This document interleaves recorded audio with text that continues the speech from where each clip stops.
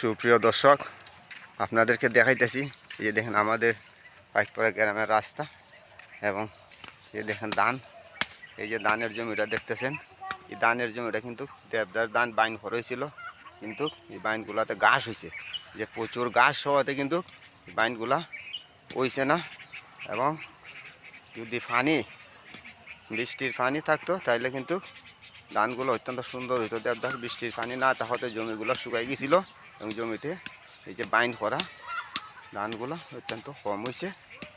এবং এইদিকে দেখেন আমাদের ধান, এইটার মধ্যে ধান কিন্তু আবার হয়েছে অত্যন্ত ভালো এবং সুন্দর পরিবেশে।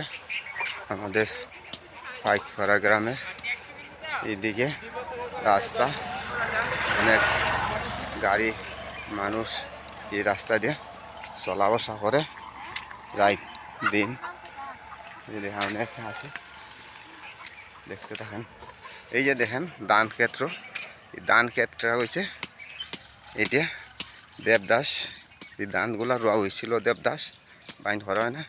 এই ধানগুলা কিন্তু দেবদাস চাল বসতেছে এবং ধানগুলা আস্তে আস্তে চাল বটে ধানগুলা ফাঁকবো। সুপ্রিয় দর্শক, সবাই দেশ এবং প্রবাস থেকে দেখতেছেন এই যে আমাদের পাইকপাড়া গ্রামের ধান জমি রাস্তা। আমি সবসময় ভিডিও দিতেছি।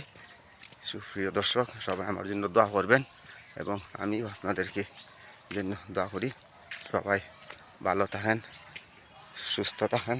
আসসালামু আলাইকুম।